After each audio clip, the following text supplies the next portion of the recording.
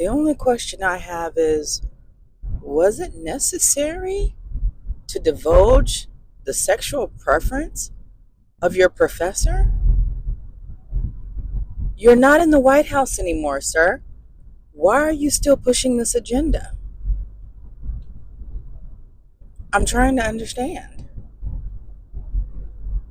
Could it have just been that you had a professor that taught you about empathy, gave you some direction and some guidance, and he just happened to be a gay man? But no, you centered the whole essence of what he was able to do for you around the fact that he is a homosexual. Was that necessary? One dad, no matter how good the dad is, he can't be everything. He can't be everything. And that boy may need somebody to give the boy some perspective on the dad. Yeah, right? Yeah. One of the most valuable things I learned as a guy was I had a gay professor in college at a time when openly gay folks still weren't out of line, who became one of my favorite professors and was a great guy and would call me out when I started saying stuff that was ignorant.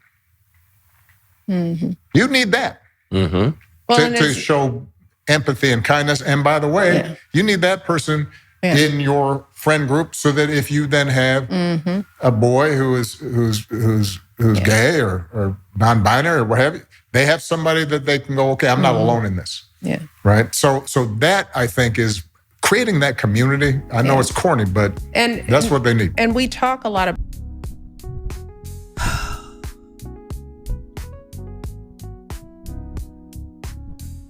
Now, the interview in totality was actually pretty good. I'm not gonna lie. I ain't even gonna hold you.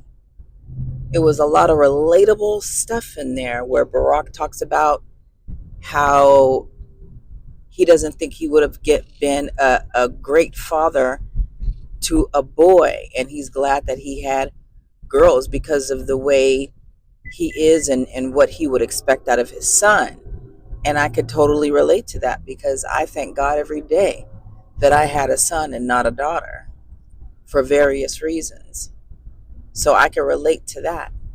I also can relate to the fact that the village is necessary. We do need more than just a mother and a father in the home. We have to have community, but I think we have to start with the basics. Over 70% of households are single parent. How about we start there? I caught it because another YouTuber was appalled and outraged at this particular clip. So I had to go back and watch it for myself to see what the big hoopla was.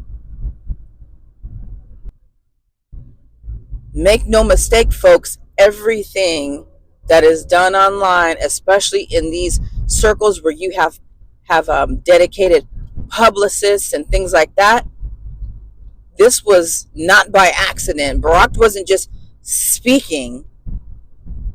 These are bullet points that had to be implemented in the interview.